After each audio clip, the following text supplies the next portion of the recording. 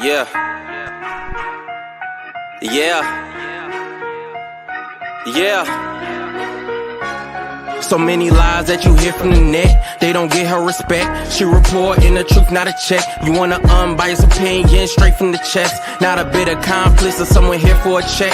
Tune in, these are thoughts from a lawyer on a mission who goes so hard it's like she works on commission. Trolls in the comments might say she tripping cause they lack the knowledge. They don't know they missing. Got a couple current events that you like.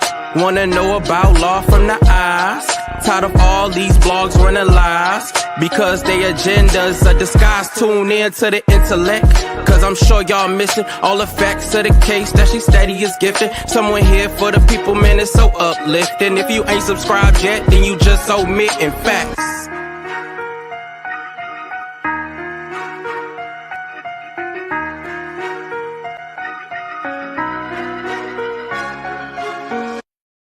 Hello, everyone. It is Pam Esquire, also known as Your Law Intellect. Welcome to the platform. I hope you guys are having a great day, and welcome back to those that watched the preliminary examination with me earlier. Yeah, I know I'm late. I seen some of those comments. Pam is usually on time, but you know her baby was drawing pictures. You know what I'm saying? So you got to put priorities where priorities are. So had to go get her crayons and stuff so she could finish up her picture she wanted to draw me. But thank you guys so much for your patience. Make sure you hit that like button and subscribe to the channel if you had not done so already. For those of you that have not been following on some of the latest videos that I've done, I have been promising to go over some of the exhibits that were attached to the state's motion response to the motion to suppress in the Ernest Williams case, because there was so much information that when I responded with the suppression, I think it was a very long live, but we didn't really go over a lot of the evidence line by line or the information that was attached. So aside from this EMS thing, so I had to put the EMS on thumbnail because I'm not understanding what is this thing about buying EMSs. I had never heard of this before. But apparently EMSs have been used at least by a couple of these women, I guess, when they don't have transportation, allegedly. And remember, we know that Shirley Strawberry, when she had her little candle business, think she was like in the EMS or something with the candles. And when the police pulled up over on Pine Grove, the EMS was in the driveway. So I don't know where they get this EMS from. Why couldn't nobody come to me talking about, hey Pam, I got an EMS for you to drive. Like, who just wants to go drive an EMS? I don't know. But there has also been, you guys recall, when you look at the Pine Grove residence, when the police from Roswell went over there, when they wrote down all of the license plates or had the owner write down the license plates, there were motorcycles out there. So that's the motorcycles that is on there, because there is someone named Olivia who also has a claim related to motorcycle. We already went over Delaney, who had some type of allegation about some motorcycles. Again, these are all allegations, you know. But it's just, the whole thing is just a bit odd to me. Now, like, the more that I'm reading it, it's like, I don't know. But we're going to read the report from Olivia. We're going to also read, there was a transcript that was attached with Olivia, and it's related to a motorcycle, some type of agreement for a motorcycle. And then she was, I guess, using the ambulance too. I don't know, y'all, but we're going to get into it. So let me go ahead. You say you can run those licensed sirens driving the EMS. Not Tony saying it's a good way to get through traffic. Is that what you're saying? You can run some stop signs, but wouldn't you have to have a license plate that shows that you're actually some type of a worker for this, a private company or the state or whatever? That is funny. Well, I guess it could be a little scary, just like people that buy those old police cars at auctions and it still has the mirrors and you don't really know if they really police cars. So you start slowing down and creeping when you're driving down the street because you're not sure if it's a real police car or not. Maybe I guess it's the same concept. I'm glad you're here, Wonder Woman. I'm glad to see how you. Thank you again for all of my mods, Aaliyah and Miss HLS. 504 is back in the house. You said she was about to, you know what? We about to see. We about to see 504. I'm sure, not the ambulance. We about to get into it because I haven't really good, Auntie Nettie. I'm glad that you enjoyed Sunday. You missed the preliminary. Well, it was a lot of it was interesting. It was interesting. It's supposed to be 3 more witnesses in the morning at 10 o'clock a.m. So it's my hope that I'll be able to do that at 10. If they start on time, I'll be shocked because we typically don't start on time. But we shall see. We shall see. But it's about a block party shooting that occurred last July in Detroit. And there were 2 people that were unalived, and then it was 19 people that were injured. Thank you so much, Mrs. C60, for being a member for 10 months. I appreciate the support. She said, hey to y'all. So y'all say, hey. Just say, hey back. 504 said, you know, when you see one of those headlights, I missed.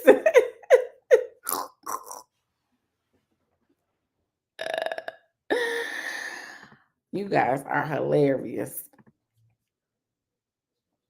Y'all are funny. Hey, yeah, we back. I told you I was going to try to come back. And then I was like, no, let me hurry up before it's time to eat dinner. And then once I eat dinner, I might turn on Netflix. And it's a wrap because I've already looked at my email and made the decision that I'm not answering anymore today. So I'll get back to it tomorrow. And so, yeah, because I was able to do work and streaming at the same time. I just have to go in another room because most of my stuff is on Zoom. So sometimes I can juggle both depending on how my day is set up. But let's pull up our girl Olivia up on the screen. Make sure you hit the like button in so folk know that we are on. Oh Lord, let me find it. I got so much stuff on here. Let's see. So this is on Miss Olivia. Now I saw her name on when they were running the tags that the motorcycle was connected to her, but I didn't ever have any incident reports when I was going over my incident reports a couple of years ago that I was able to get through a public request. And so seeing this attached was how I was able to actually see what was alleged from her. So I want y'all to open up your minds and tell me, what do you guys think after reading it? Was this civil, as Sonia's saying? Was this an arrangement that went bad, or did he actually do something that you would consider breaking the law? Now, again, this is all allegations. This is her story. We don't know his side when it comes to it.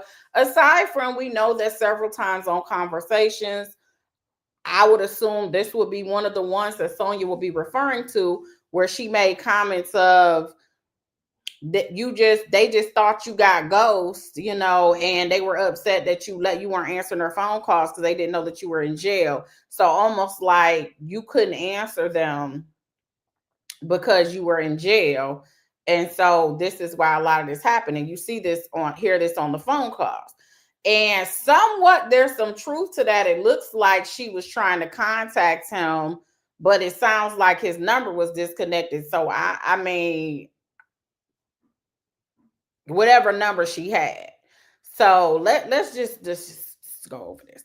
So it says on August 26, 2022, I took a report for theft by conversion. I spoke with Olivia, who stated that on May 4, 2022, she was moving out of her house at the above address. A friend of hers, Ernest Williams, was helping her out. Isn't he so helpful? He's such a good guy. He likes to, transport people around and all of that good stuff. He allowed her to use an ambulance of his. Why are we driving? How you offering me an ambulance? I am so confused. Like, you got a fleet of cars. You got security company with chargers and stuff. You got Bentleys and all that they showing from California. Why do I get an ambulance? I don't. Well, he allowed her to use the ambulance for an undetermined length of time. And then said you could have it indefinitely. You can use it indefinitely until whenever.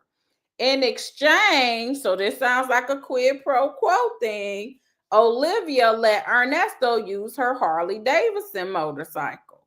So you traded your motorcycle for an ambulance. Like, what are we using the ambulance for? I need somebody to help me out. And so he was able to use the motorcycle for an undetermined amount of time. So since then, Olivia stated communication stopped with Ernesto. She tried calling him, and the number she had for him was disconnected. She does not know where he lives or works. Olivia stated that he left her with the ambulance with expired tags and no insurance, and she wants her motorcycle back. I requested that Olivia send me an email statement and a photo of the motorcycle. I will add it to the report attachment folder when I receive it. Olivia said that she knew Ernesto sometimes drove a Ford truck. I attempted to contact the registered owner of that vehicle, Shirley Strawberry, but there was no answer. Olivia said that Shirley was Ernesto's wife. Nothing further. So how did they get Shirley's number, but she doesn't have his number because it's disconnected? I just have so many questions. I don't understand how that's a fair exchange to be riding around in an ambulance as opposed to a motorcycle. I don't understand how we don't know where nobody lives or any of that, but we're making these type of arrangements where you have something where somebody is driving in your name. So if he got in an accident or anything happened, that will fall on you as the owner of that motorcycle.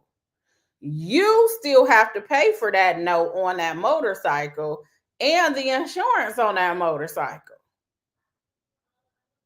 And he left you with an ambulance that got expired tags. Y'all help me understand. What do you got? What are the intellects thinking?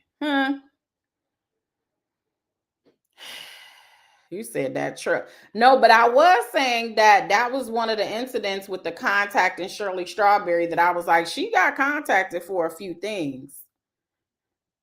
So I don't know. Okay, so Patty said, I think Olivia was homeless and was living in the ambulance. I don't know. Aaliyah said the truck storyline still hunting her. Lisa said Nesto targets people who are dumber and or gullible. Auntie Natty said maybe she was using it for a U-Haul. Okay, that's all right. He uses the gurney like a mobile. You know what? 504. Thank you for the super chat, but honey,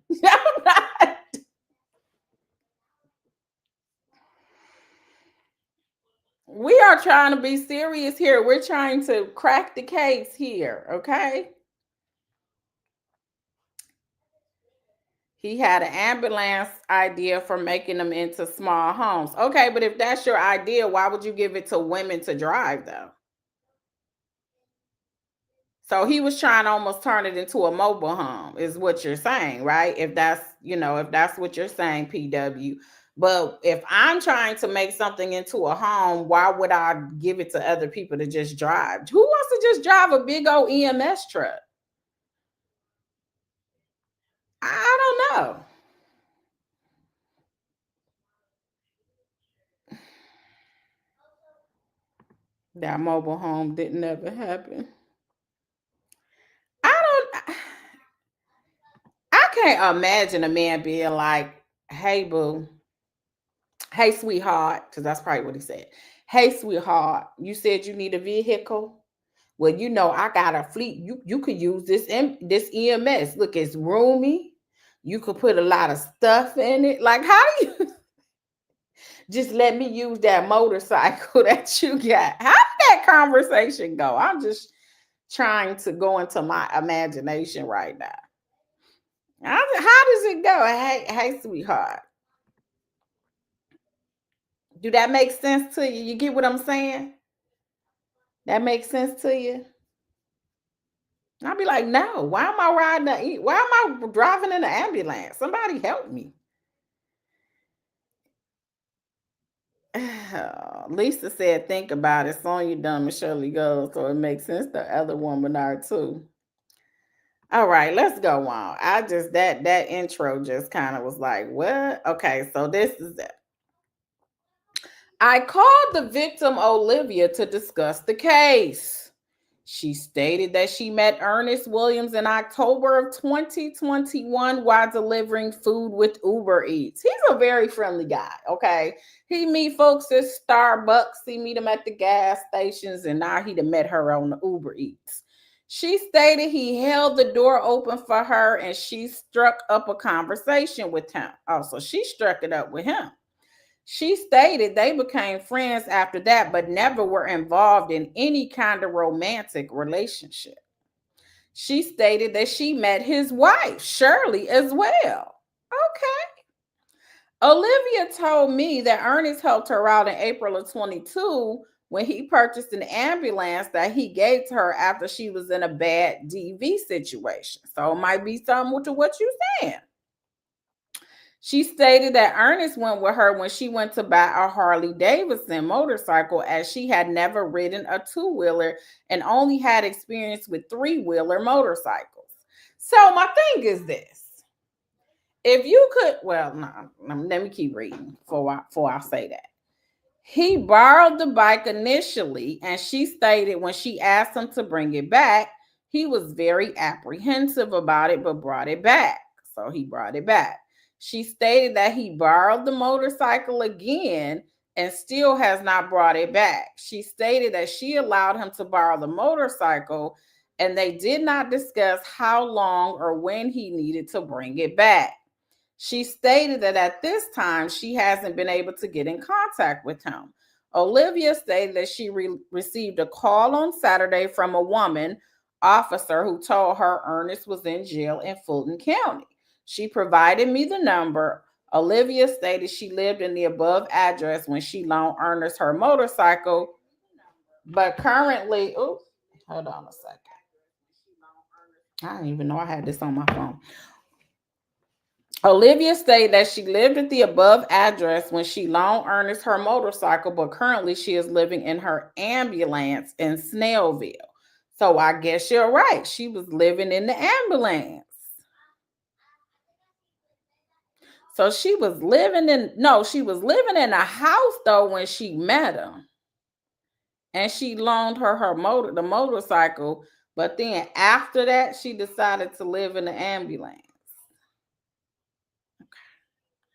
While speaking with Olivia, I attempted to locate more information on Ernest on Clear, but did not find accurate information for him. There were multiple names that matched or were similar to it across the country. I called the number given to me by Olivia and spoke with Officer Fields with the Roswell Police Department. She advised that Ernest is currently in jail in Fulton County on her warrants and that he was part of an active investigation in multiple jurisdictions, as he and blankety blank blank were con artists and have been conning people out of money and property. Who do you think they redacted the name of? Because we know about Erica King, so what would be the point of redacting her name? Y'all can tell I haven't read this before. I was waiting on y'all. You said you think it's Dominique. So apparently there is somebody else that they're saying is a con artist, because we know about Erica. So I don't see why that would be such a secret. Thank you, Name Change 412 for gifting 5 memberships. I appreciate you. Thank you so much. The Intellects say thank you. Well, I guess we'll know if this thing goes to trial, eh? Thank you so much, DC Lively, for the super chat. I appreciate that. The Paparazzi says Sonya was bouncing on, you know what? I should probably read this stuff first before but thank you so much for supporting the channel with the super chat. I appreciate that. Only me, thank you for being a member for 23 months. Thank you, thank you, thank you. As Sunshine said, I'm still confused how anyone fell for Nest. Well, he seemed like he a bit of a charmer. You know what I'm saying? See, we all were introduced to him knowing half of the stuff that it was alleged that he had done. So I think we all came in with I guess, somewhat of a taint. But if you meet him on the street and he seemed like he's successful, he got a barbershop, he got a security company, he pulling up in Bentleys and all of that type stuff.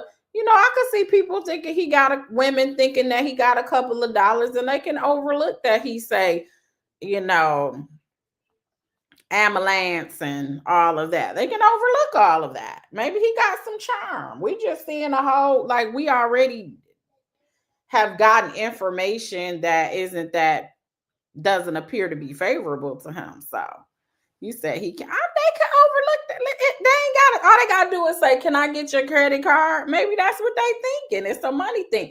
But honestly, it seems like he benefits more from them than they do him, if these facts are correct. You got the appearance of having all the stuff. But see, that's what reminds me of like the Tinder Swindler when I watched that on like Lifetime or one of those stations. And they start out doing things for you, and then they come up with some reason why they need a bunch of money. And you, in your mind, you're like, oh, well, he bought me this diamond bracelet. But then they found out later that, and that happened, the Tinder Swindler was actually a whole nother country. But they found out later that he would get the money. It's like a romantic Ponzi scheme. Because I'm getting money from them so I could buy you what you want. But then after we've been in it for a minute, I tell you, oh my God, they're trying to deport me back to whatever country. And I really need, or I think it was like he was saying people were after him and this is the money he needed for protection. And women would like take out their retirement and stuff. So it's like a romantic Ponzi scheme. You get it from one person to like get the trust of another that you got the money, and then you move on and then you get money from them. Oh, you said everything, Nesto. The Georgia one. He would be a good American grade if this stuff goes through how it is. But some of this stuff is like, gonna be honest with y'all, and y'all gonna be mad at me because y'all just don't like Nesto. But some of this stuff is kind of like, come on now. So you had a house. You were in a DV relationship. So was it like you were going to use this EMS to escape your husband or something? Because if you could afford a motorcycle and you had a house and you were paying for this motorcycle, and then I don't know. I gotta see what the facts come out in this trial. That's what I need to see. You said even listen to that. That proposal was rough. She didn't even know who he was. She was like, "That's your man, Shirley." It's like, "Oh, that's my man." Oh my goodness. Name change said it's civil. You can have civil and criminal crosses over a lot, so it could be true that it is civil. Right here, what we know is it was an exchange. She gave him the motorcycle, didn't tell him when to bring it back. And then when she was trying to get it back, basically his phone was disconnected. So it looked like the police were trying to contact Shirley because that's all how you don't know where he lived, don't have a phone, don't know where he worked, don't really know. Calling him Nesto, so you don't even really know his real name. And then because you're giving Ernest Williams to the police. So you don't have much information, but you do know who Shirley is. And you met Shirley. You met his wife. So she's claiming, though, that it wasn't a romantic relationship. I mean, she was married too. So I don't know, guys. I don't know. That's exactly what he said. Shirley, that's your man. Shirley. His name is Ernesto Williams. No, his name is Ernest Williams. Whew. Homeless and no phone. I don't Sonya, but she said all of it was romantic. So Scratching, I think she acknowledged that she was in a relationship with him. Olivia is saying she wasn't in a relationship with him like that. They just were friends. And I guess he was helping her maybe in her hard times because she was in a DV relationship. So she let him use her motorcycle and she used his ambulance. And then, but she wasn't homeless at the time, according to this, but she was homeless by the time she reported it, or she was living in the ambulance. So apparently it does have some accommodations that somebody said to actually make it into a home. So he knew he gave her the ambulance with tags that were going to expire, but her motorcycle was legal to be on the road. That's what it sounds like. Let's get back into it, y'all. This is the phone interview. On August 27, 2022, I spoke with Olivia Washington in regards to her 2021 Harley Davidson, which was seized during a search warrant.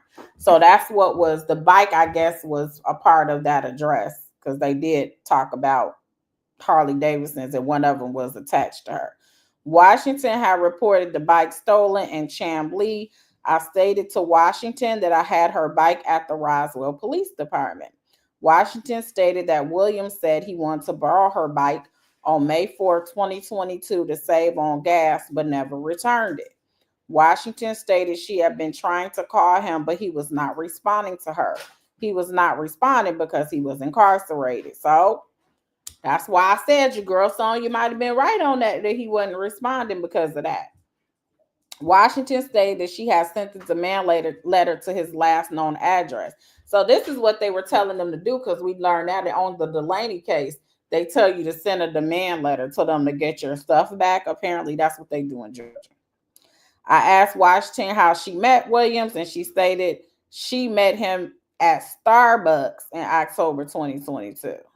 Okay, I thought we was at Uber Eats. Was it Uber Eats with Starbucks? Maybe.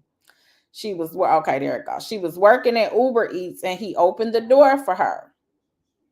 So she was at Starbucks picking something up, and she was working for Uber Eats. William started having a conversation with her, and they exchanged phone numbers. Just friends, no relationship. Washington was in a living situation, and Williams let her live in one of his ambulances. Washington was trying to get in touch with him as the tag was expired. I asked Washington what Williams wanted to speak with her about, and she stated that he wanted to understand what she did as he could make her more money. Williams offered Washington to work for him at his security company, but Washington said no. Washington said she was working in security for other people as well as driving school buses. I asked Washington how she was paying for the bike, and she stated that she was paying the monthly payments as well as the insurance. Washington stated that he did help her with the $4,500 down payment, but she was paying him back. I asked Washington if she knew Regina Delaney, and she stated that Williams told her she was incarcerated and had kids. Washington asked if Delaney's bike was black, and I said yes. She stated that she had seen the bike on his truck. Washington also told me that Delaney had a Can-Am that she had crashed. Washington stated that Williams had Washington drive the F-350 with the black bike over to Williams' home. So you driving Shirley's truck? Well, the truck that was in her name. Washington stated Williams had multiple vehicles, according to Washington, a lot of police type cars. Washington said Williams asked Washington for her social security number and driver's license number on May 6, 2022, because he is going to get her a trailer for her bike. So He just say, "Can I get your social security number?" Like asking for your regular number. She can't get her own trailer. Washington also stated that Williams would ask her to Zelle money to the girls and was never reimbursed. Washington was helping Williams with moving cars and met the girls, but she believed Williams was just her friend. Washington did file a police report with Chamblee at first, but then later went to Forsyth and filed a report.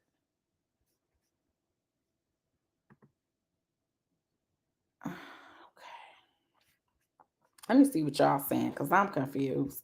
She's another woman besides Sonya to answer. So after the meeting, they say he just who's that's my question, Houston. What am I reading right now?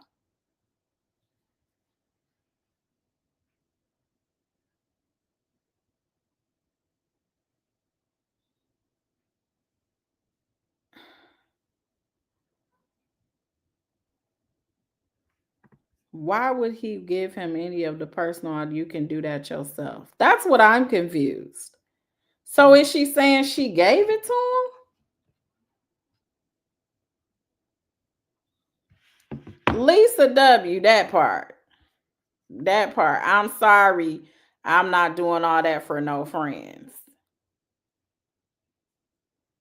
I don't know, Lisa. This is alleged. I don't know about that now. We not gonna subscribe to that and say that that's what he doing, but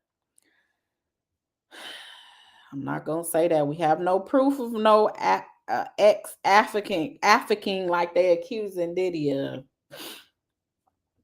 But my goodness, he knew he wasn't giving her back the motorcycle.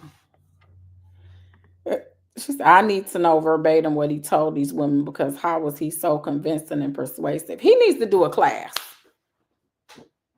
He needs to do, because what? So they meet, they become friends. She's in a DV relationship, according to her. She's trying to get away. So he says, hey, take this ambulance. But clearly she's not just letting it be parked, because she's, she needs the tax and stuff. So she must be using this transportation as well. Why even get a motorcycle? But then he paid $4,500 down for the motorcycle. What year is this motorcycle? Let's see how much this motorcycle costs. Let me see.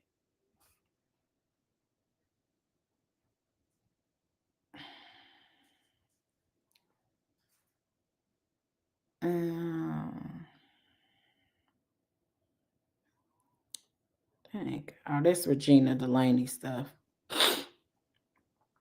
Because she had the whole truck thing, so they must have went on to Delaney. So 20. So he put $4,500 down. How is he not partial owner of this if he put $4,500?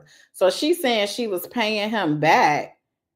She was paying the monthly payments as well as the insurance. Washington say that he did help her with the $4,500 down payment, but she was paying him back.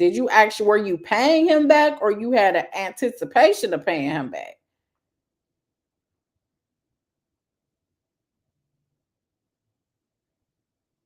Okay. Let's see, 2022, 21, Harley Davidson price.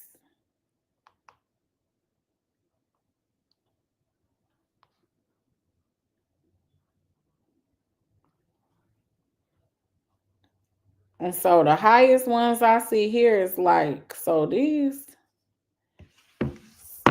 they got them like between $6,000 and $17,000. Okay. Now I got to investigate here. Let me see. It was a blue 2021. Let me see. Because he put $4,500 down. That's like putting it on a 2021 Harley. Is that Fleet RX? Fleet FLTRXS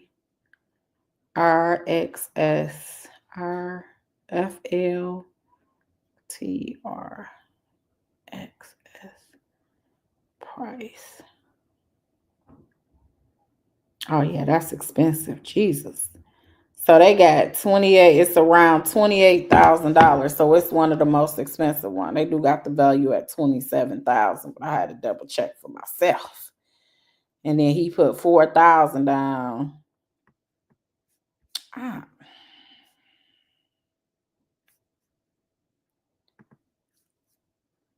I don't know, y'all. How far down the block do you have to park when using the ambulance like a kid? I need a lot of answers here. Like, what are we doing?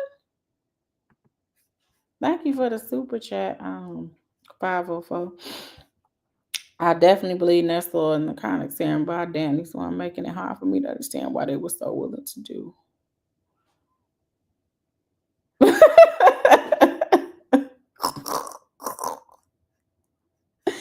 I can't wait for the court hearing either, because this is getting more interesting and more interesting by the day. Let me see this. Let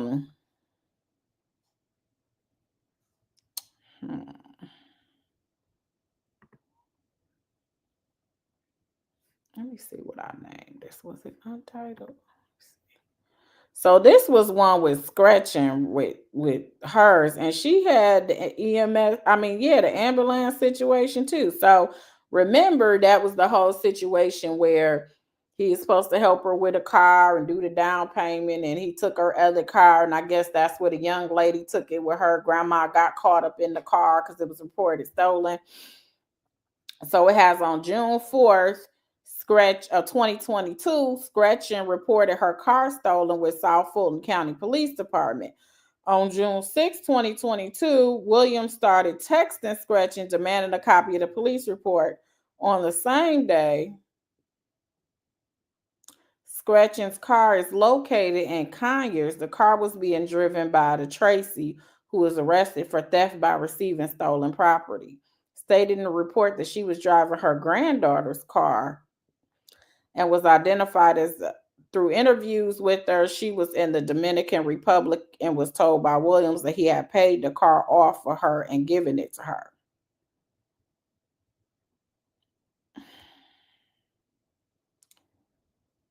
I don't know. So let me go up here because she has some old ambulance story too. So start at the top. So Williams sent Scratching a photo of all the appliances. So this is when he asked her, I guess, to move the appliances or something in the house. So let's start there. On March 9, 2022, Williams called Scratching and asked if he could place some appliances at her home. It's the audacity for me. You and your wife getting evicted out your house and you want to use my house to store some appliances. Scratching stated that she was not at home and that there was not enough room. I'd have just been like, no, absolutely not. You wouldn't even got an excuse. No is a complete sentence. Williams sent Scratching a photo of all the appliances which were from the house located in Creek Manor. This is the home Williams and his wife Shirley lived in. Williams then sent a photo to Scratching later showing the appliance loaded up on the back of his white Ford F-350, taking them to a storage unit. This was also the day that Williams and his wife were evicted from the residence. On March 13, 2022, Williams met with Scratching to give her a different vehicle. He gave her a 2015 Dodge Charger in place of the 2016 Dodge Charger. During the rest of March and April, Scratching continued to ask Williams for her money. Williams stated that the buyer was in the Dominican Republic, and as she returned, he would be able to get Scratching the money for her vehicle. So, of course, she's basically saying, like, no, he gave this to me and I thought it was paid off. Williams told Scratching to stop paying on her auto loan due to him selling the car. Scratching stopped paying as she believed she would have the money to hand to pay the loan in full. Scratching started getting notices for payment and eventually, Danielle, turn that music off. You about to get my thing flagged.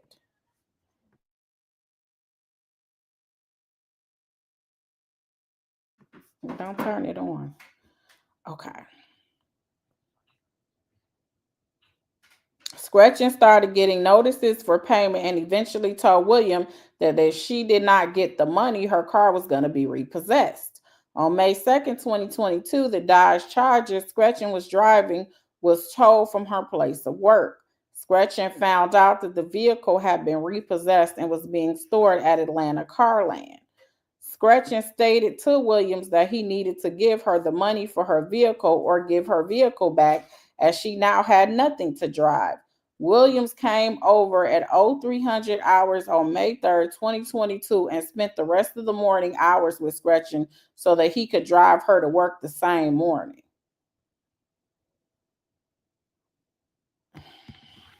Why you not at home during these times?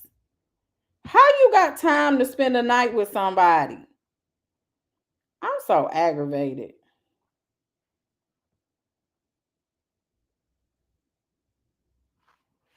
You over there at 3 a.m. on May 3rd and you stayed all morning so that you could drive her to work.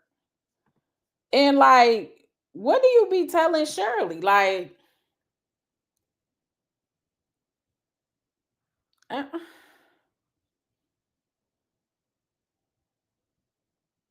okay. That's what I'm saying, Joy. Some of the, that's why I said a lot of this stuff is just kind of like,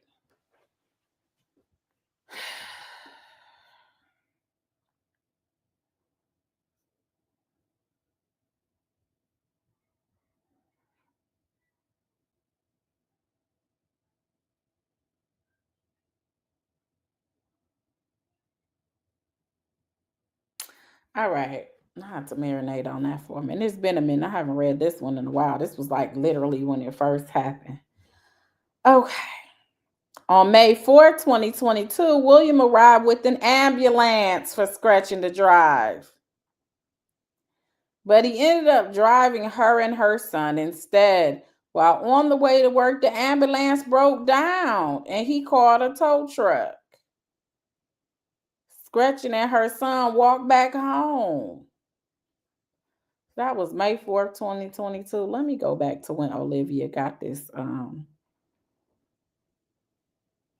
Olivia told me that Ernest helped her out in April of 2022 when he purchased an ambulance that he gave to her after she was in a bad DV situation.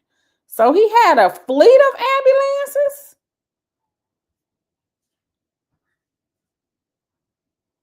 Because she said she got hers in April of 2022. And she got hers. This situation happened May 4th of 2022.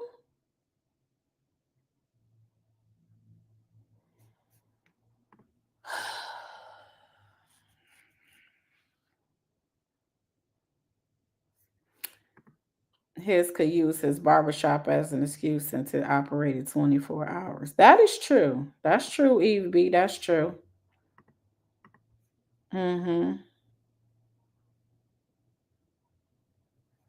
So apparently he was somehow turning that into a home or something, kind of like a mobile home. But I guess he also had mobile barbershop. So maybe that's what he was using them for. Maybe it was cheaper than to actually get mobile homes and turn it into the mobile barbershop. So maybe between those, because he clearly had more than one. So he was purposefully getting ambulances, but I just can't see someone saying, "Hey, Pam, you don't have a car, but I got this ambulance you could drive." Like, what?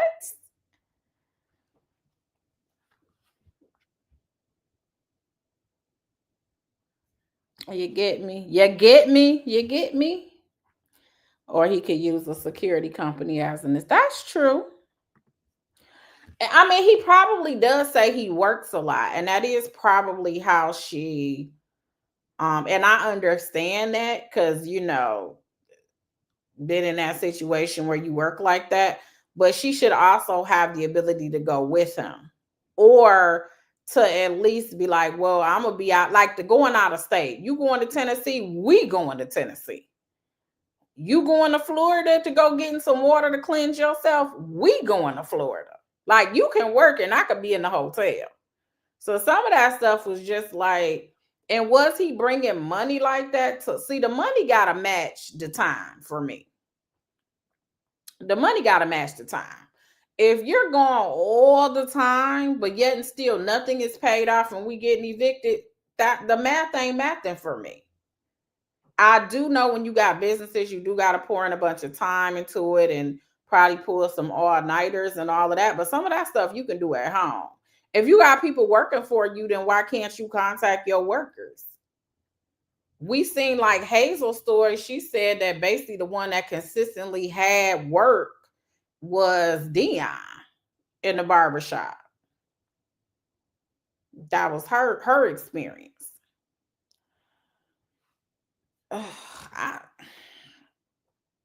If you gonna be gone like that, I'm mad you being gone. I'm all for the work now because I work a lot. But you should be able to show for. I can show you what I made because I was gone or I went out of town. Even when I do the stuff for y'all on YouTube, it's like I can show you, okay, I was with this videographer. We paid for this. I got the super chats and the cash apps from my people. Like, I can show you because this is still like work, getting all the documents together and traveling and all of that type of stuff. It's no joke. So I can show, you should be able to show what you're spending your money on.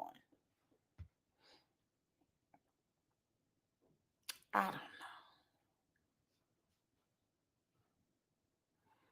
Sandy girl says Shirley ain't had no life, baby. She was being out put on a regular. That's some Sandy girl. Yeah, we seen all those evictions and stuff. It was no joke.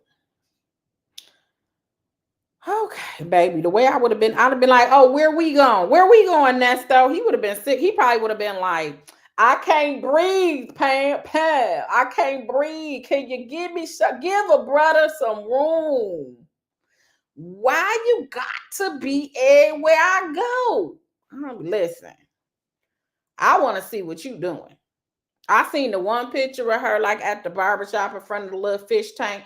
That ain't enough. I'll be in a whole lot of pictures. I just need to see. I don't know what's going on. And be like, man, Pam, you just get on that part. That's like that part. Where we going? Which bag? How many clothes? How many outfits you think I should bring? Okay.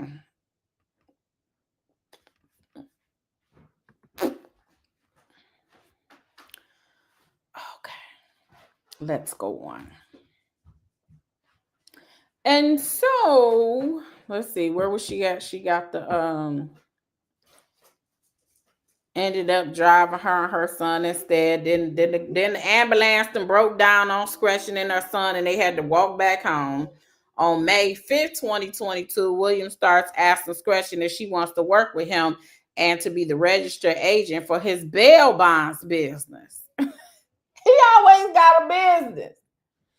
She declined his offer to work for him. So he be asking these women to work for him too, allegedly, because according to them, because that's the same thing with Olivia. He wanted her to work at the security company.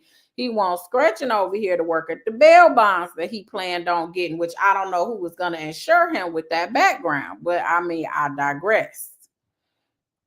On May 17th of 2022, she asked Williams again for the money for a vehicle or to return a vehicle. Williams did not do either. On May 18th of 2022, she received a text message from Williams asking for her insurance card for the Nissan. She asked why he needed the insurance and he did not respond. How you gonna be like, you got my car, I'm telling you to bring it back and give me my money, but then you text, hey, can I get that insurance information? That sounds like you got pulled over or something and needed to show proof of insurance, or somebody got pulled over. That's what it sounds like. On May 30th of 2022, she messaged Williams and stated to him that if he did not put the money for the vehicle in her account by May 30th, she's going to call the police and file a stolen car report. On June 4th, she reported her car stolen with South Fulton County Police. On June 6th, Williams texted her and demanding a copy of the police report. On the same day, her car is located in Conyers and the car was being driven. That's the whole pulling over of the car. And she said she thought the car was paid off. On June 8, 2022, Williams stated that scratching as he knows that she told the police officer and it is okay. He understand. I understand. I understand. Yep. It's okay. I understand. He also stated that he had a lawyer. And we know who that lawyer is. And he would go and turn himself in as a warrant for theft by deception had been obtained for him. On June 9th, so this is all a month before he got arrested, Scratchen received a call from the lawyer, Josh Jones, with Jones & Jones, LLC. They work over there on the Hood and Ghetto channel that I have over there. Located on Fairburn in regards to the stolen car. And so the number was registered to one of Williams' friends and partners and jail associates from his past incarcerations. This number has been dialed in conversations had by Williams from the jail on August 13, 15, 16, 23, 24, 2022. Williams has been referring to this individual by the name Lamont. To date, Scratchen has not received any money back from Williams or any services that were promised.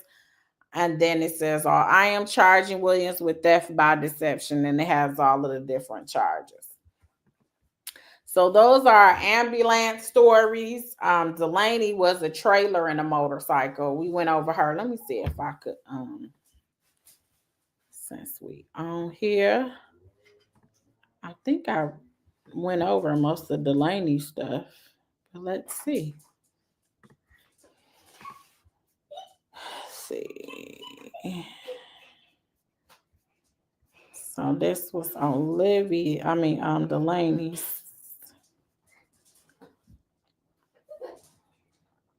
So on March 15th, this is Regina Delaney. On March 15, 2021, I was dispatched to a motor vehicle theft call. Upon arrival, I met with Regina. Regina advised that her Harley Davidson motorcycle was taken on November 7th of 2020. So this was 2 years prior. While she was in the hospital, she then advised that the motorcycle was on a trailer with the lock on the hitch of the trailer. Regina then advised that it was taken by a salon business partner and friend by the name of Ernest Williams, who was 5'10" black male.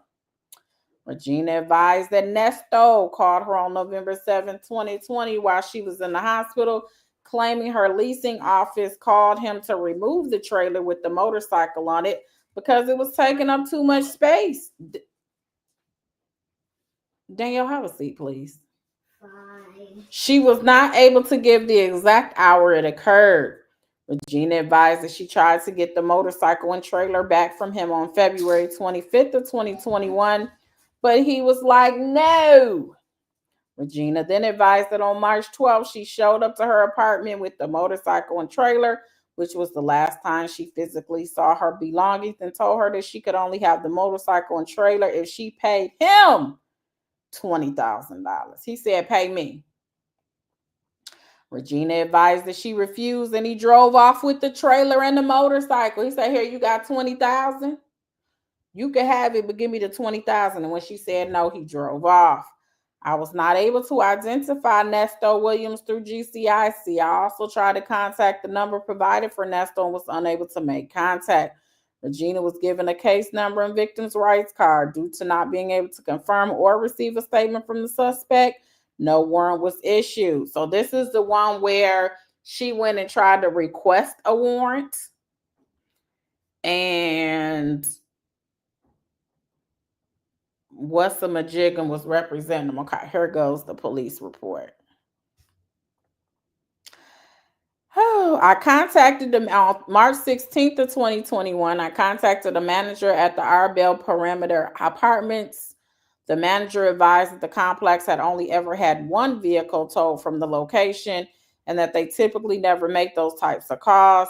When they do, they use the company A Tow, which is the same company used by the police department. The manager knew who Delaney was and added that she had presented false information on her rental paperwork and that she had been renting the apartment under the name of Crystal Flowers. From the conversation, I understood that the property had Delaney evicted for using the fraudulent name. I reviewed the body cam footage of Officer Laura from which he met with Delaney to make the initial report. In the video, Delaney claimed the suspect brought the motorcycle back to her on a trailer, that he wanted $20K before he would give it back. Delaney claimed he then drove away from the area. I attempted to make contact with Delaney, but she didn't answer. Left a voice message requesting a call back. Then I requested assistance with reviewing traffic cameras on the area of Peachtree, Dunwoody Road, and Hammond Drive. Sandy Springs Police Department GIS analyst Brian stated she reviewed the cameras at the nearby intersections and never saw a truck with a motorcycle on a trailer come through the area between 1900 and 2000 hours. I later made a copy of the footage from these cameras for a similar time period and added them to my case file. On March 18th, I made contact with Delaney. Delaney began by explaining that she had originally purchased a Can-Am Ryker and the Harley Davidson at the same time on August 2nd of 2020. Delaney stated that she had a bad accident on the Ryker and caused her to be hospitalized. I saw a report of the using a law enforcement database, and I saw that the reported accident was made on August 9th, 2020. Delaney stated that this occurred on August 8th. After the wreck, Delaney stated that she was in a wheelchair and was not completely mobile for some time. November 2020, she had been contacted by her leasing office and was informed that they needed her to move her trailer and motorcycle to a different part of the parking deck due to it being in the way of other traffic inside of the parking deck. Delaney stated that she texted Williams on November 7, 2020, and mentioned to him that she would like him to move the trailer for her, but he was not able to do it on the day that she requested. Williams contacted her later on in the week while she was at Grady Hospital and said that a member of the maintenance crew at the apartment complex had asked him to come and remove the trailer. Williams informed Delaney that he had transported the trailer to his own home.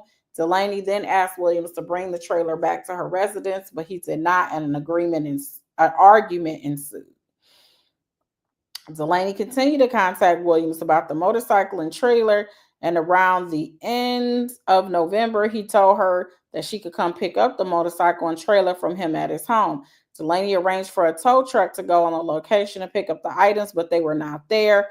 She confronted Williams about the issue yet again. Delaney continued to contact Williams throughout December, and she reported that he told her that he wanted to keep the motorcycle for a while because he made a down payment along with her when it was originally purchased. So he helped her get hers, do a down payment for her as well, according to him. And that he wanted to keep it until he had his money worth. Delaney continued to contact Williams throughout January, but he stopped replying to her during that period. Dang, how long is this? Good God. I probably stopped reading this last time. Jeez, oh, Pete.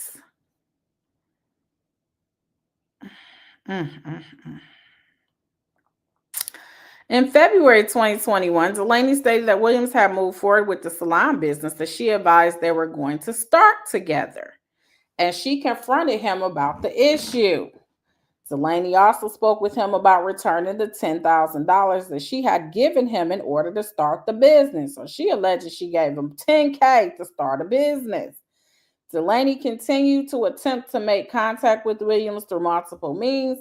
Delaney stated that she had begun threatening Williams with reporting the motorcycle as stolen in December, and she hoped that this would eventually cause him to bring the motorcycle and trailer back to her. Delaney reported that on March 12, 2021, Williams came to meet her at her apartment complex and that he had the motorcycle and trailer attached to the rear of his white dually truck. Delaney was not sure of the type of truck, but she thought it might be a newer Ford.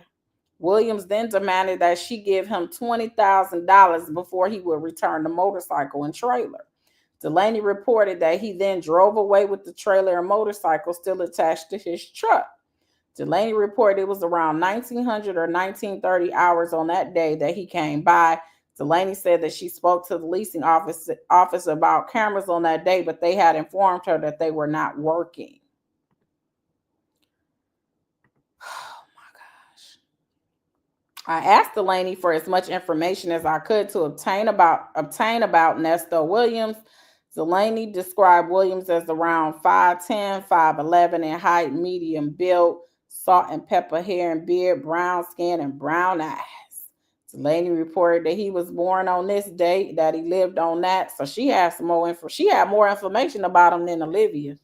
Delaney said that she had a phone number of this and that for him. So she had two numbers. Delaney also reported that Williams is married to Shirley Strawberry, who was a co-host of the Steve Harvey Morning Show. Delaney also reported that Williams had a yellow Hummer and that he had the Instagram account Nesto's Buckhead, and that his wife's Instagram was My Girl Shirley. She had all the information. Delaney was pouring all the tea. Here, you want to find them? This is all the information I got. I later located both of these accounts on Instagram. Delaney said that Williams lived in LA for some time, but she did not know what state was considered as a residence.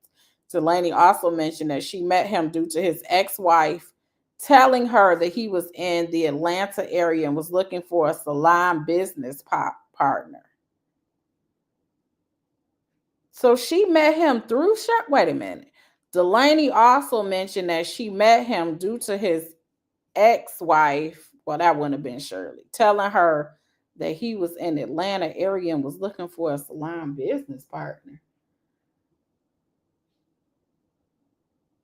Why would his ex-wife be trying to hook him up with? I don't know. I conducted research on Delaney and I ran her name and the date of birth and all of that. Delaney said that she was on the way to the tag office to obtain a VIN for the trailer that was taken. I provided Delaney with my email address and asked her to forward images of the trailer and any information that she had on Williams.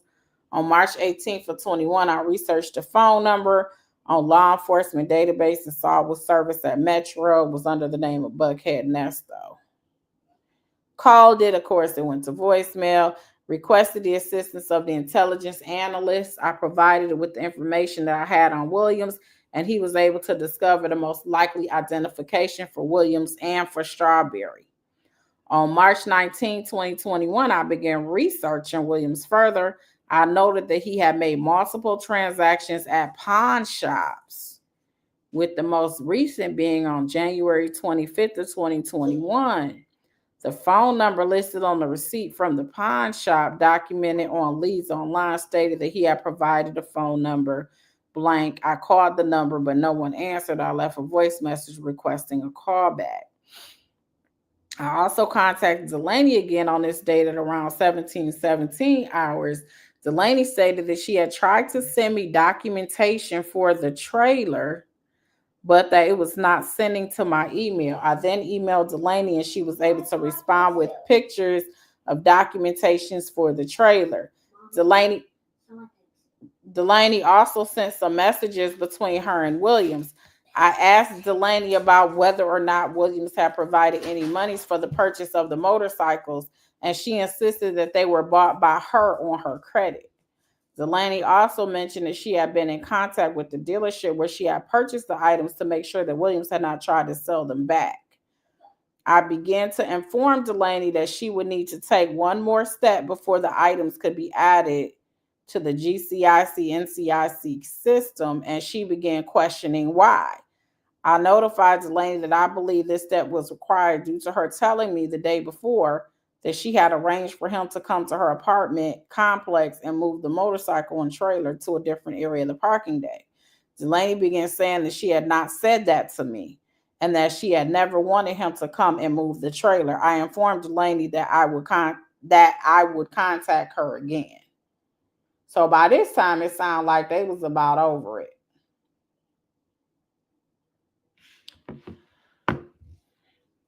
I then reviewed my recorded conversation with Delaney from the day before, and I noted that she had stated to me, quote, I had made mention to him that I was going to have him come over and move it for me, but for whatever reason, the day that he was going to come move it, he couldn't come move it.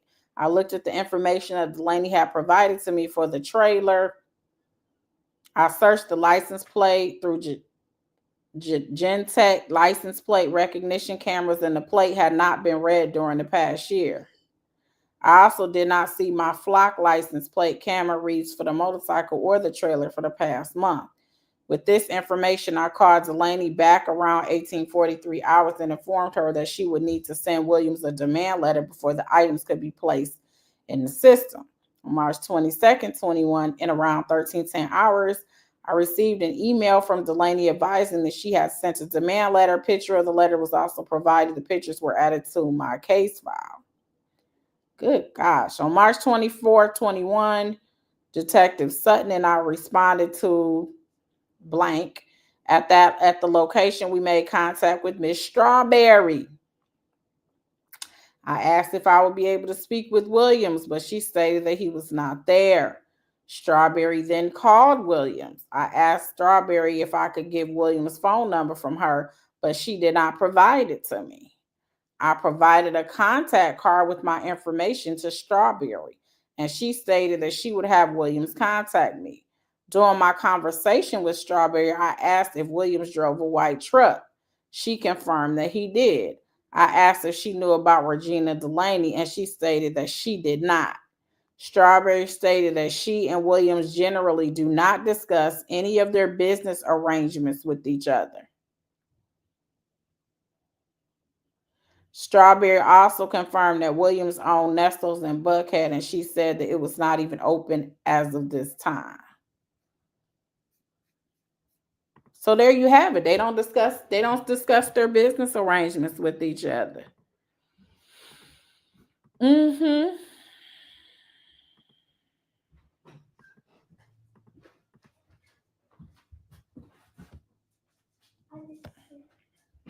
It might be out there. So yeah. The ultimate said, ladies, pay attention if you are single. The economy will have these men running the same game. She said they don't discuss. Maybe I'm just nosy. Maybe I'm just nosy because I be wanting to know.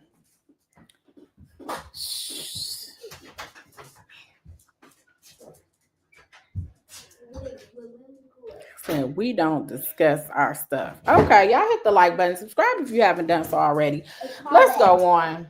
Yeah, and comment, as Danielle just said. At around 15:32 hours, I received a call from Williams using a phone number. It was a three-way conversation, as Williams also had his attorney, Miss April Holloway, aka Erica Kane, on the call as well. I asked Williams if he knew Regina Delaney, and he confirmed that he did know her. Holloway informed me that Delaney had come to Williams' business a few weeks ago and was harassing him. Holloway stated that she was currently helping Williams obtain a protective order to be served to Delaney. I began asking Williams about what had taken place with Delaney that led us to this current point, and he stated that he had gone with Delaney for her to get a motorcycle for herself and also one for a company that they plan to start together. So this sounds like kind of what be happening. Like, you find these women to go into these alleged deals with. This is what they're all alleging that's kind of similar. And then you need cars and all this extra stuff to be attached to the businesses. So then that's kind of how it all gets weaved into more of like a business situation. I think Olivia was the only one that didn't, that I seen thus far, that it wasn't like a business somehow weaved into it or whatever. So anyway, I began asking Williams about what had taken place with Delaney that led us to this current point. And he stated that he had gone with Delaney for her to get a motorcycle for herself and also one for a company they plan to start together. He then mentioned that she wrecked her motorcycle soon after buying it. Williams continued speaking about what had taken place in the past, and he mentioned that he attempted to take the motorcycle back to her multiple times. He stated that one of those times was around 3 months ago, but there were no recent occurrences of him attempting to return the motorcycle and trailer. I asked Williams why he was not able to return the motorcycle, and he stated that Delaney had promised to give him the money back that he had loaned her to originally buy the motorcycle. Williams said that she would not meet with him. While talking about the motorcycle, he stated that he is letting the bike, quote, sit, and he has not been on it in about 2 months. During the conversation, Williams also stated that he had been making payments for the motorcycle. I asked about any type of documents or evidence about a cooperative effort to purchase the motorcycles in the first place, and Williams and Holloway stated that there were text and voice calls about buying the motorcycle. There did not appear to be any written agreement or formal contracts. I asked Williams about the business that he was planning to enter into with Delaney, and he stated that they were planning to start a business where people would meet, ride motorcycles together, and then travel to the mountains together to rent cabins and ride in the mountains. Williams stated they had never planned to go into any type of salon business. And so they was gonna have a motorcycle club or something, because that's what it sounds like.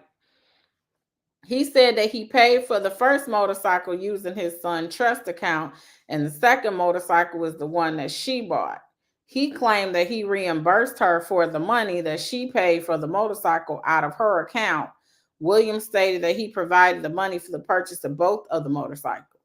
I basically asked Williams if he had possession of the Harley and of the trailer, and if he was simply waiting for her to return his money before he gave it back to her. Holloway then jumped in and stated that she was hoping that the two of them could arrange a reasonable agreement regarding the money and the property. Williams added that he was contacted multiple times by Delaney asking him to come and remove the motorcycle and trailer from the parking deck due to the leasing office stating that it did not need to be there. Williams and Holloway advised that he had video of these incidents and that there was a time where he had dropped the trailer off at the location and that she called him again to come and take it back to his home because the apartment complex was threatening to have it moved again. Williams and Holloway ensured that they would provide evidence to me that Williams did not actually steal the motorcycle or trailer. Holloway advised that she would compile the files and email them to me. I provided Holloway with my city email address. On April 1st of 2021 at around 14:26 hours, I attempted to make contact with Miss April Holloway as I had not received any of the records that she and Williams stated they could provide regarding the conversation with Delaney about the motorcycle and trailer.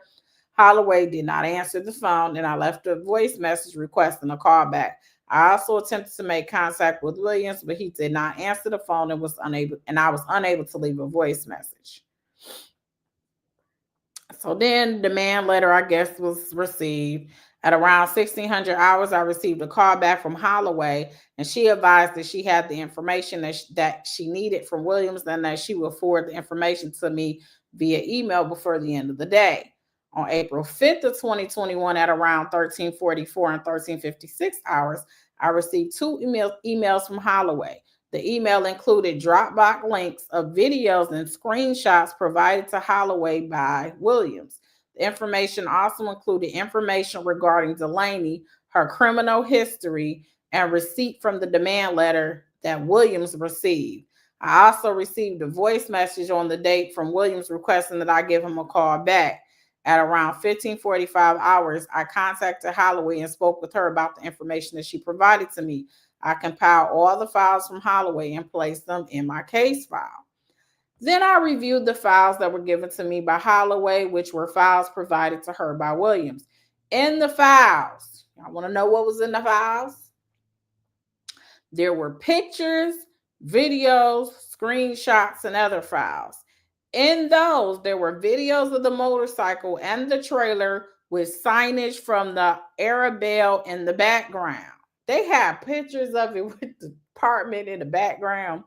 This appeared to be from the time that Williams stated he attempted to return the motorcycle and trailer. There was also a screenshot of a text message from Delaney to Williams, which stated, quote, "You are not in violation of our verbal contract. You have not given me the $3,000 deposit I requested in monthly payment. has been late each month. I have given you till 4 p.m. to tell me where I can pick up my bike and trailer. This is your last notice. Another message from Delaney to Williams stated, quote, return my items. I'm not giving you no money back. You made the payments because you had it in your possession using it daily, end quote. April 8, 2021, at around 1300 hours, I received a call from Delaney. Delaney requested to know why I had not responded to her email from around 1000 hours on April 8, 21. And she asked why I wanted to meet with her instead of continuing to email. Delaney also asked why I had not placed the items into the GCIC system as stolen. I reached a point in the conversation where I asked Delaney about the screenshot that I had been provided by Holloway in regard to a verbal contract. Delaney stated that she sent him that message, quote, because I said, if you want to keep the bike, you need to give me the amount of money that I placed down. So these sounds like they were real text messages. But he didn't want to give me anything. She said that she did not want to give him the bike, and that if he was going to keep it and not return it, then she wanted the money, because he stated to her that he was going to give it back. Whew, we done made it to the end of the road. Although we've come to the end of the road, based upon the apparent civil nature regarding the motorcycle and trailer, the items will not be placed onto the GCIC system as stolen. At this point in the investigation, it appears that Delaney has not been truthful on multiple instances. When I first spoke with Delaney, she stated that she had requested that William come to her apartment complex and move the motorcycle for her. The second time that I spoke with her the next day, she stated that she had never given him permission to do anything with the motorcycle or the trailer. Delaney also advised that Williams brought the motorcycle and trailer to her apartment complex on March 12, 2021 at around 1900 or 1930 hours. A review of traffic camera footage for the time period revealed that no trucks fitting the description of the vehicle mentioned or even pulling a large trailer with a motorcycle were seen in the area. During my investigation, Williams stated that he had past business with Delaney and that they had gone to buy the motorcycle together. Although I did not see any business paperwork, Williams provided screenshots of text messages and also videos that lead me to believe that he has some type of civil agreement with Williams in regards to the motorcycle. With the above information in mind, this case will be changed to false representation to police. And I plan to go forward with obtaining criminal charges against Delaney for reporting the theft of her motorcycle and trailer when in fact she had an agreement with Williams regarding both items. On April 14th, 2021, I presented the facts and circumstances involved in the investigation before Sandy Springs Municipal Court, Judge Howard, and Judge Howard saw probable cause to issue 2 warrants for Delaney. The warrants are for false statements to police or any city department pursuant to the Sandy Springs Municipal and disorderly conduct. The incident will be cleared as warrants obtained. On April 22nd of 2021, at around 0056 hours, I received notification from GCIC operator Hughes that Delaney had been arrested for the warrant that I obtained for her arrest. This investigation will be updated to being cleared by arrest. She went in trying to get her motorcycle and stuff back and got arrested herself. Ooh. That is civil. That's what Bella said. Because what he probably does, like with these arrangements, even though they're not real contracts, he probably is keeping text message, screenshot. Sound like he covering himself or whatever it is. So yeah, this is very interesting.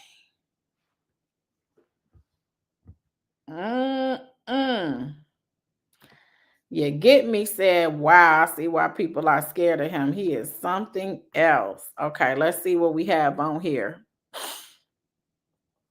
Earlier on today's date, I conducted a check of the location and observed both Delaney's vehicles there. I then conducted a knock and talk and received no answer of the door. I returned to the location and positioned my patrol by the front gate where I observed Delaney driving inside of the gate. I proceeded to follow behind her where I positioned my patrol vehicle in front of hers before exiting out of it. I approached the driver's side door, asking the driver what her name was and identified her as Delaney. I advised Delaney that she had 2 active warrants out of the city of Sandy Springs and requested her to exit her vehicle. She was probably devastated, like, what? I allowed Delaney to give her property to her daughter. I then placed Delaney in handcuffs behind her back, double lock and finger check. I then secured Delaney in the rear of my patrol vehicle, which was checked prior to the start of my shift. My patrol vehicle is also equipped with a safety barrier separating the prisoner and I. I proceeded towards the Smyrna jail where I released Delaney into the custody of the on-scene deputies without incident or injury. Nothing further to add at this time. This is her demand letter where she was asking for her stuff back.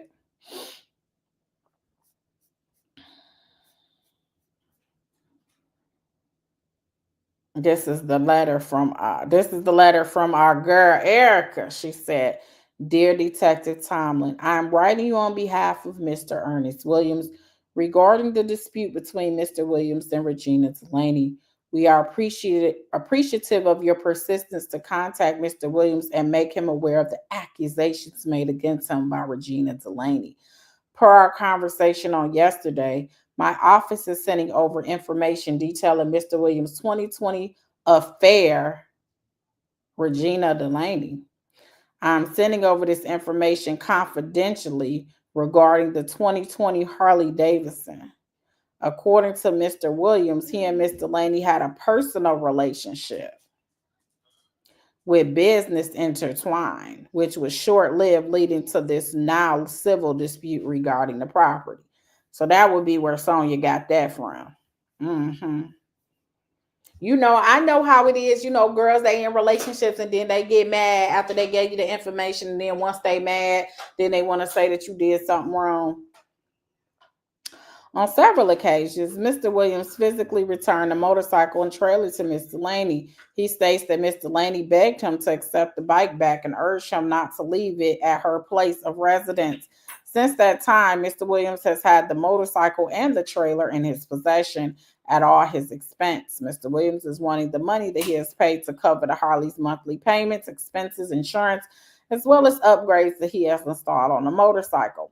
Once Mr. Williams gave Mr. Delaney a demand to return his money, she has sought out Sandy Springs police to intervene. Is this dispute between the two parties? Yes, some errors right here, from Erica Esquire. On several recent occasions, Miss Delaney has shown up to Mr. Williams' place of business in the Buckhead community dressed in all black, acting irrational. The criminal record of Miss Regina Delaney has also been brought to Mr. Williams' attention. Mr. Williams is a community businessman and would rather not be friends with someone who has recent history of criminal activity. Ooh, look at his morals. This correspondence also includes video and photo evidence of Mr. Williams' account of this matter. If you have any further questions or in need of any further information, please feel free to contact my office via telephone or email.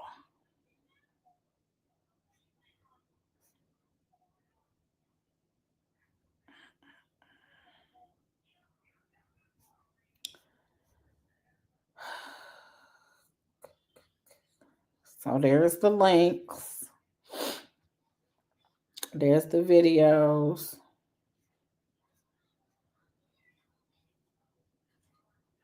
She sent a whole Dropbox.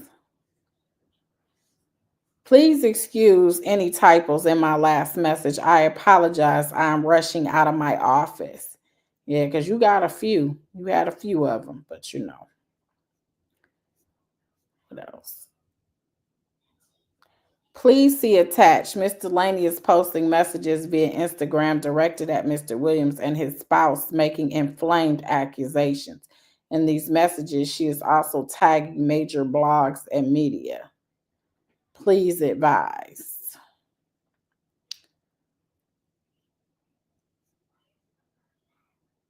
Here are the timestamp messages that I have available to be now. She was keeping in contact with this detective. Good afternoon, detective. Per your request, I have attached a letter of response written on behalf of Mr. Williams. The links below also contain the video and photo evidence of Mr. Williams' claims. Please advise our office if you need anything further or as to what the next course of action would be, if any.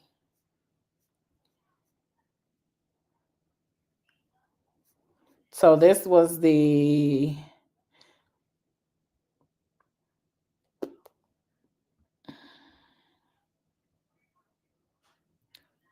This is from Delaney. This was filed in the magistrate in Fulton. Is this Fulton? Yeah, Fulton County. Incident information, December 7th of 2020. Sandy Springs, because I had an accident. Ernesto had items and was paying monthly payments. I received a deposit and in order for him to keep it, he didn't want to pay. Oh God, looked him to get something about a bike and trailer, and he was refused to do so. I moved, and he moved the item. Or what are you saying? Know what that was. So then that's when, she entered her appearance over here in this case over in Fulton County. She said, "This is my notice of appearance and substitution of counsel." That means to substitute, he had to have a counsel beforehand. So she's saying she substituted. I don't know how she substituted. And that's the picture of her online. How in the heck she get off without prison time? If she could apologize for a grammatical error, she should have corrected them. You know what? A sunshine said Erica earned that title, Queen of the South. Leandra said they swear giving free haircuts one time, like the bling bling bishop giving book bags, make them community. He is a community. You didn't know he was a community businessman?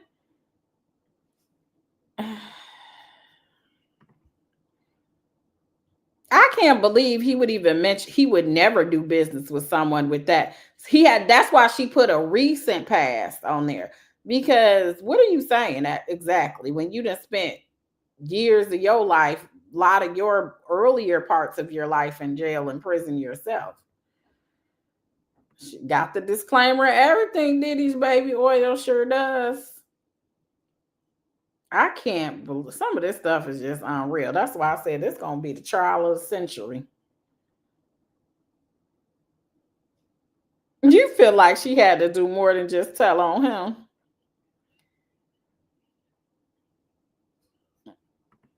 If Erica was in her fake attorney bag, why does her disclaimer say debt collector? Because you actually do have some law firms that's what they specialize in. They're basically debt collectors, and they have to put that, because that's what their office specializes in. They do have to put that disclaimer at the bottom of their letters. So maybe that's what she claiming. Shoot, that was her specialty. Could he be the Teflon Don of the A? I don't know.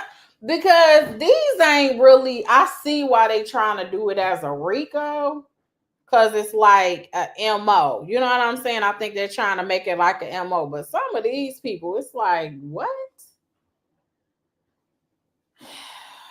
But hey, if there's holes in it, Sean Hoover is going to find it. So yes, thank you so much for your membership milestone. Thank you, Benjamin, for the Cash App. I appreciate the love. Thank you so much. I was going to make this little salmon in there. I might go buy some now. Thank you so much for dinner for me and Danielle. We appreciate it.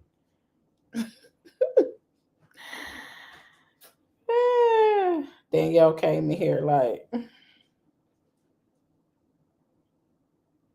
oh, this from Miss Buckeye. Thank you, Miss Buckeye. I appreciate it, sis. They said, hey, Dan. Hey. Okay. And this was when she filed an application trying to get a warrant.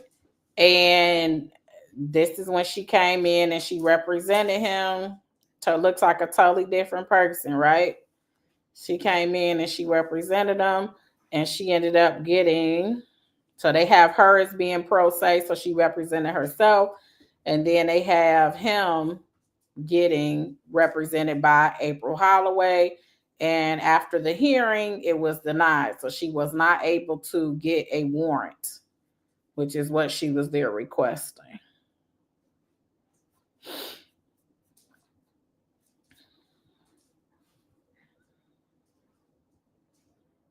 Then it looks like they just pulled up some of the real old cases because this was from 2010. So yeah, there's that. Those are the cases related to the ambulances and the motorcycles. Do we have any questions? Any questions?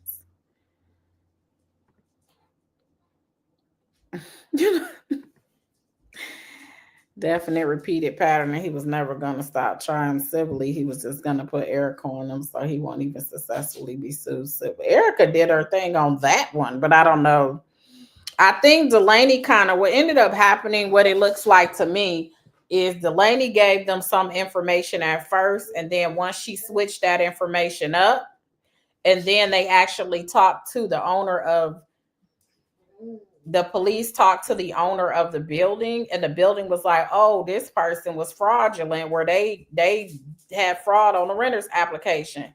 Then they also said, oh, this, we never told her to move anything. Stop, Danielle. Sit down. They told her not to move. They like, we never told her to move anything. We never said that. So then you got Erica or April Holloway calling with him on three-way saying, oh, she's harassing. I came and I tried to return the bike, and she wouldn't take it. And I got pictures. He purposefully, who just makes sure they have the sign from the apartment there. So he purposefully obviously took a picture of it with the sign there as proof that he's tried to be on there with the trailer and with the bike. And then how would Ernest know that because she originally told him something about taking it off of the, that the apartment complex called to move the bike in the trailer, and she was in the hospital, so she couldn't move it. So she asked him to do it, but he couldn't do it that day. He had to do it the next day. Then she walked back her statement, I guess, and she said, I never told you that.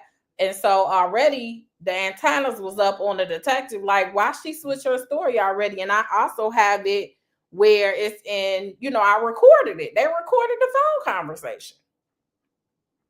So then you got Erica, who wrote a letter as an attorney, and basically she wouldn't have no way of knowing about the whole moving the trailer. So she said almost the same thing that Regina said at first, that there was a conversation about moving the trailer because she couldn't have it on the property. So her stuff just started, the math just wasn't. Then he threw in there they was together, and then they just didn't work out. So then it looked like some type of you on mad day. So she kind of gave the police pause to not believe like what she was saying too, when you really look at all of this stuff. And then he seemed like from the very beginning, he did things to cover himself just in case one of these days happened. Because how you just got a picture of you with the trailer and stuff on that day in front of the sign? And she's alleging, yeah, he came, but he was like, unless you give me this money, I'm not giving you this. So yeah, it's a lot going on. I don't know. It's just a lot going on here. We just trying to dissect the motorcycles and the ambulances. That's it. Because that's all we hear. We hear about F1, white truck, the motorcycles, and the ambulances. That's what we've been hearing about through all of these different women. Bella said calculators, something. I don't know. But what day did he take the picture? That's a good question because April sent a screenshot. That is true. Unless you have a timestamp or something, I guess there's no way to really know that answer. It's a good question.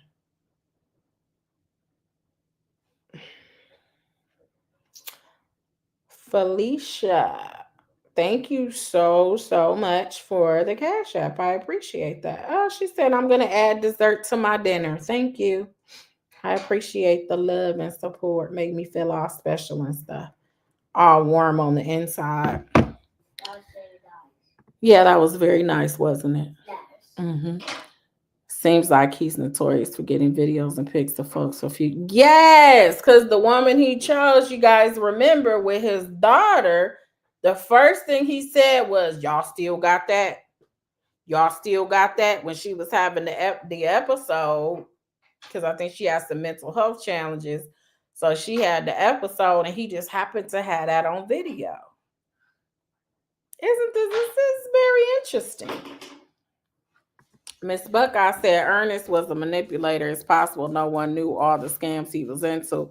He's a pro at this. That's why I don't believe Shirley knew any of this. She was busy working and he was busy scamming. She typed that night.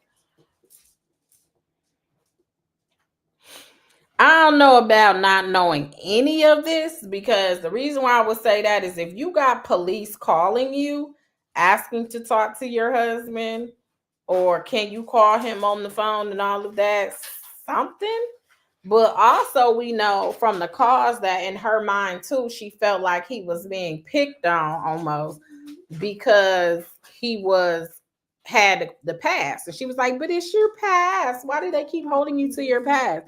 Which I can appreciate her for that, because I do believe in grace and mercy, and that you shouldn't just be held to your past if you actually have changed, because he was like in his 20s and stuff. But so I get that too. But if the police keep contacting me and trying to leave messages on my voicemails or coming to my house or trying to find out where I'm at, then I'm going. And then to respond, I don't know anything about his business. He doesn't get into mine and I don't get into his.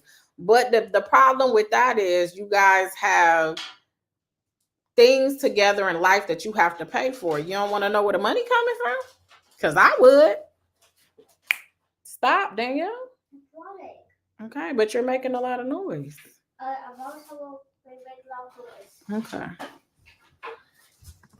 I've been telling people this man is not dumb. He plays dumb. That's some Trians. He's not dumb at all. He's far from dumb. I think people are listening to his dialect and his conversation, and they are making it as if he is. But no, he's not.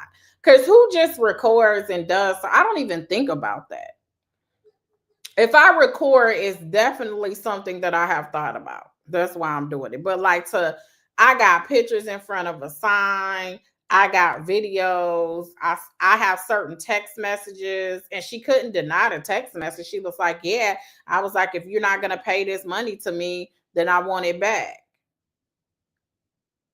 Then the video allegedly of the daughter. Then you got other people trying to do background checks to find their mamas and cousins and uncles and cats and dogs and stuff and see what their past is. Yeah.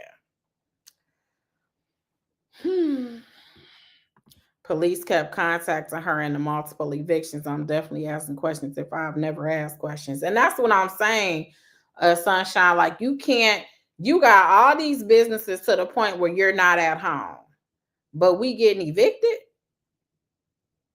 Because I would assume he was probably responsible to pay for the rent. Then you got the nerve to be worried about her paying for her daughter's rent. Like, why are you worried about that?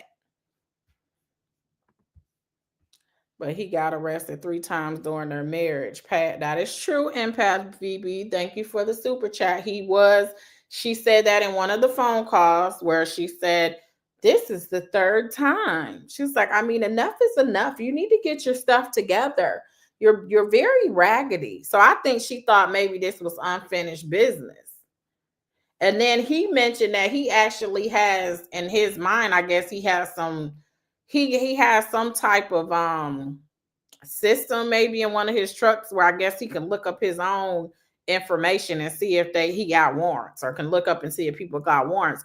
Because one of the people did say he looked up their name or something and had their information. So he did have some type of software or access to some system of which he could look people, I guess, see if there was arrest warrants, and he didn't see any. So he would periodically look, I guess, to see. Oh, yeah.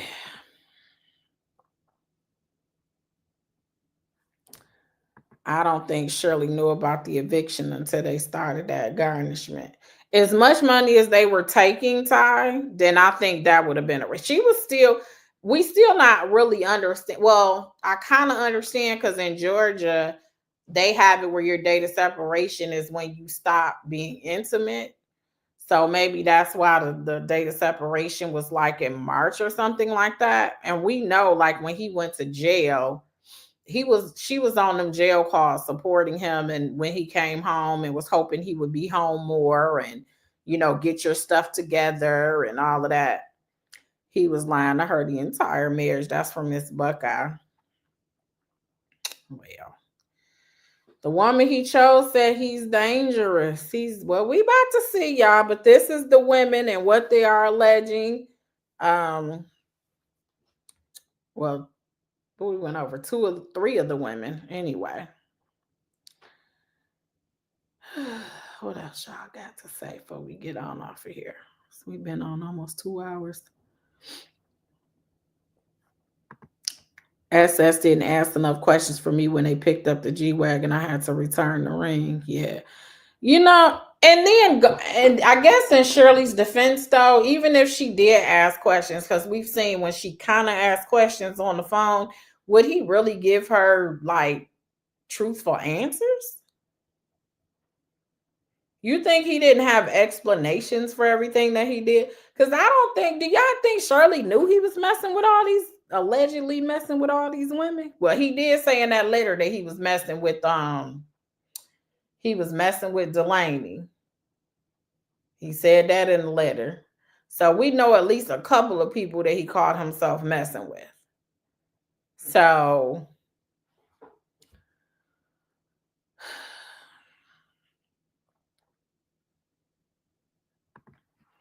he was arrested, but as far as serving any jail time, this is the only time in their marriage he got right back out on the chart. Yes, he did. That is true. He got arrested a couple of times and they were no lay price. That is true. He never had to go and do jail time. And I think he thought that was going to happen this time. I think he thought that was going to be the outcome this time, and he just ended up being there as long as he's been there. Thank you, Mrs. C, for the super chat, honey. I appreciate that. I think she knew he was cheating. Maybe she said, shoot, at least I ain't got to be bothered all the time. Who knows? We have no idea what he told her. He seems to get real defensive when questioned and bullies his way out of answering the question. That's what I'm saying. That's why it was like when Shirley put her foot down in that video, the went off video, like one of my highest views or whatever, people still watch that every day. When she finally was like, I don't know what I'm going to do. Stop talking to me. I don't do this jail stuff. I'll talk to you when I get ready. And he kind of was trying to give her an ultimatum on what she got to do. He was like, she was like, I ain't got to do nothing. Listen, I was doing the wife. I was trying to be in my soft girl era with you. But let me let you know what it can be. And what you're not going to do is rush me on what I'm going to do. I'm going to do what I want to do when I feel like doing it. If I want to file for divorce tomorrow, that's going to be because I want to. But you're not going to rush me to do anything. And it was almost like he couldn't take that. Like he wasn't used to it. That's why I'm saying I don't think she talked firmly with him very often, because his response was he was trying to turn it into a joke almost. I'ma spank you. No, you're not. You're not going to put your hand. That's what you're not going to do. Like she was just like not playing no games with him. And I think by that time she received information and she was willing to open up her ears and listen to what the police were alleging. And it could have just been the women making the women making those statements and saying they were messing with him. It could have been any of that, that made her just be like, nah, bro. So you can tell he was pretty shocked how firm she was. And then he still was trying to get his bearings because he knew he had lost grip. So that's why when he was talking to like, he had them call back, had Dre call back and basically say on the three-way call and was trying to go off on her and all of this and that because she wasn't answering the phone. Because he was like, I can't believe she was talking to me like that. That's really what he was going through. He wasn't used to that.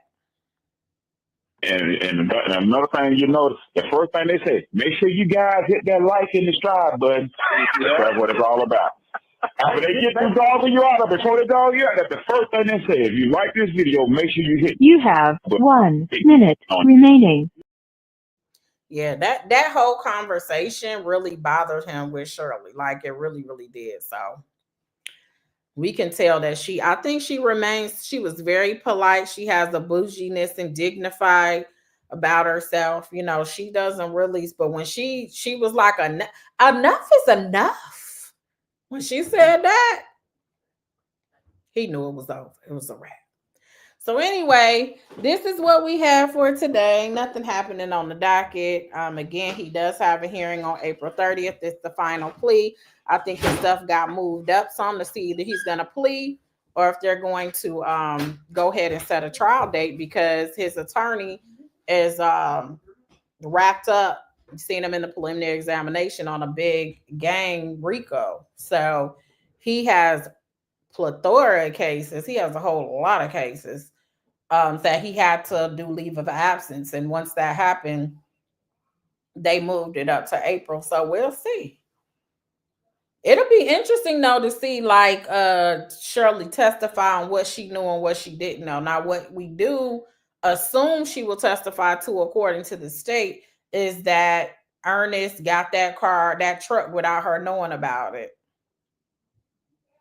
Which means eventually she probably found out and she just got over it because it was her husband. But it sounds like he got something in her name and she didn't know anything about it. And also, of course, she didn't know that he was still married. Because according to him, I think he said Martha, the daughter he has with Martha, like they came to the wedding or something. I think is what was being said on one of them calls. But anyways, it's just a lot. So that is our Nesto update for now. Infamous and Sonya talking like he getting out soon. And Aya says she will have some insider information. Oh, okay. She always got insider information. Her trial was set for ISIS had a trial set for yesterday and they just moved it to August. So she got her own stuff to be worried about too. So that got moved to August. The one she has over with Dana.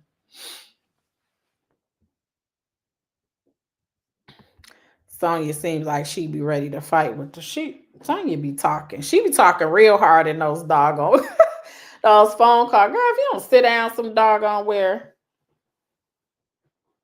weighing 90 pounds soaking wet, like sit down some doggone where. Y'all don't know me. If people know me, they don't know what's girl, please. You talking like you 15 or something. You are a grown woman, dang near gonna be kissing 60 soon. Like sit down somewhere. Sit yourself down. Then this YouTube thing, I seen that. I did see the video, the jail call too, where she was like, this YouTube thing isn't going away. So I'll be contacting my lawyer. It's a lot of things that she said that never happened. When it came to like what Nesto was asking her to do, that it seems like he would look at what she says and be like, But yeah, Pam, I was talking about it. Sonya was in Shirley's shoes, how she'd act. She can't keep food and somehow listen. I ain't trying to fight nobody. It ain't that deep. I done had my time in. You know what I'm saying? I done had my suspensions when I was in school. Ain't nobody trying to fight unless they got to. Thank you, Miss Buckeye. I appreciate it. You up here spoiling Danielle with the Cash App. I appreciate it, sis. But let me get off of here because Danielle's starting to act up, which means she needs some attention. Thank you guys so much for all of the support and all of the cash ups and all of that good stuff. And we'll be back to do this again real soon. If you guys don't follow me over on Instagram, make sure you go follow me on Instagram. I'm also on TikTok under the same name. You know, I don't post that much, but you know, things might change. So just make sure you're there just in case. And then if you guys are into the church sector, you know, like real, not the gossipy stuff, my dad does have a platform as well. So we had a musical on Sunday. It was nice. It was all right. You know what I'm saying? Like, I called it gospel karaoke. Like, I was there all day. I haven't been in church all day in so many years that I was like exhausted. But y'all go over there and check that out as well.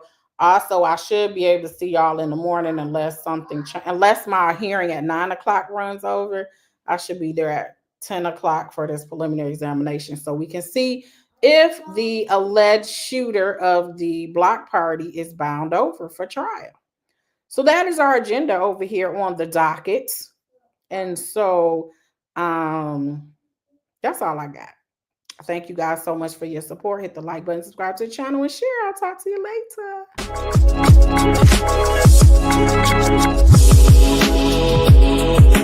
later.